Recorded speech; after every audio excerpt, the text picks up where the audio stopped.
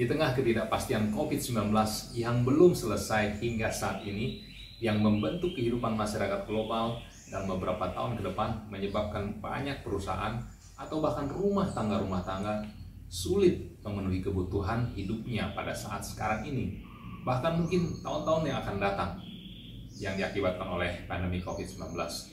Orang percaya perlu mengambil sikap.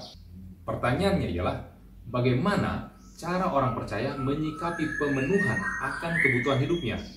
Mari kita renungkan bersama-sama firman Tuhan terambil dari Matius 14 ayat 15 sampai 21. Menjelang malam, murid-muridnya datang kepadanya dan berkata, "Tempat ini sunyi dan hari sudah mulai malam. Suruhlah orang banyak itu pergi supaya mereka dapat membeli makanan di desa-desa."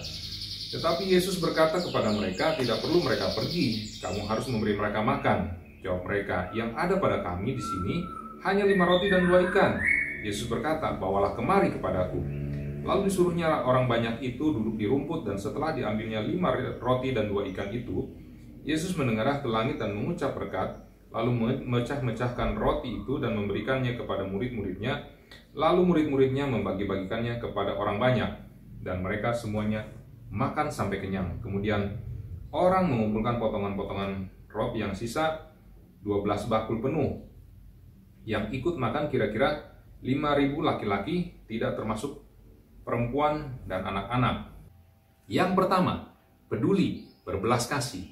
Sebagai orang percaya yang memiliki rasa belas kasih yang sama seperti Yesus, jika kita melihat orang miskin, orang yang membutuhkan, orang yang lapar, dan jika kita tergerak dengan belas kasih, maka kita harus mengikuti perintah Yesus. Beri mereka sesuatu untuk dimakan. Kita mungkin tidak memiliki banyak, tapi kita mungkin memiliki lebih dari yang mereka butuhkan.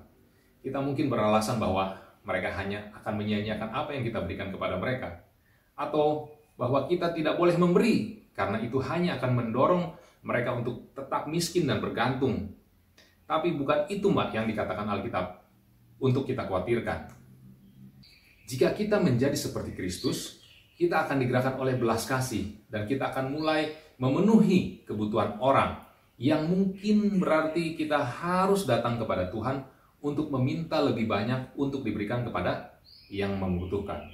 Mungkin Tuhan izinkan pandemi corona belum selesai, supaya kita banyak waktu dengan keluarga untuk saling melimpahkan kasih. Biarlah seisi rumah dan sekitar kita dikenyangkan oleh kasih yang tercurah secara melimpah. Yang kedua, bawa yang ada pada kita kepada Tuhan. Apa 5 roti dan 2 ikan saudara? Apapun yang saudara bawa, baik itu yang saudara miliki, atau yang saudara kerjakan, atau yang saudara lakukan, bawalah itu kepada Kristus. Bawalah apa yang mau kita nikmati itu kepada Kristus.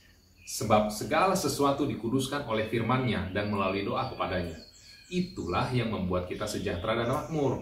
Karena apa yang kita serahkan ke dalam tangan Yesus Tuhan kita, itu dipakainya sesuai kehendak-Nya. Dan ketika kita mengambilnya kembali, itu akan berlipat kali ganda bagi kita.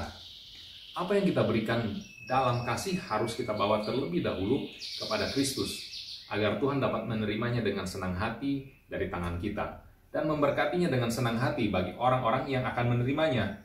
Saudara nggak perlu juga takut dan menggerutu. Bawalah segala sesuatunya kepada Tuhan, karena Dia yang memintanya supaya dibawa kepadanya. Yang ketiga, di ayat 19, kata duduk di rumput memberi arti kesederhanaan atau kerendahan hati. Duduk juga bisa berarti bersandar. Artinya, kita harus memiliki siap rendah hati dan bersandar atau bergantung pada Yesus untuk mendapatkan berkat. Nah, sikap rendah hati dan bergantung pada Yesus itu adalah tindakan iman yang benar kepada Kristus. Memang kita mudah percaya kepada Tuhan pada saat persediaan kita melimpah atau tabungan kita banyak. Apa yang kita inginkan atau rencanakan akan sesuatu mungkin mudah kita realisasikan. Tetapi ketika semua persediaan atau tabungan kita sudah sangat tipis atau bahkan habis dan tidak ada apapun pada kita, kemudian kita tetap bergantung pada karunia yang tidak terlihat, itu adalah tindakan iman yang benar dan mulia.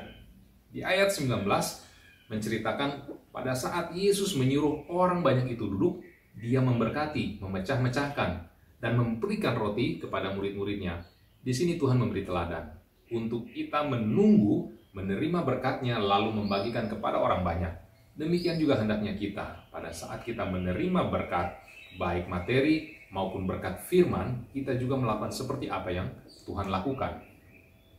Jadi, sikap pengharapan orang percaya akan kebutuhan hidupnya, diberkati atau dipenuhi, adalah orang percaya yang memiliki sikap peduli atau berbelas kasih pada sesamanya, yang membawa apapun yang ada padanya pada Tuhan, dengan kerendahan hati dan bergantung sepenuhnya pada karunia Tuhan. Stay safe, stay strong, Tuhan memberkati kita semua. Amin.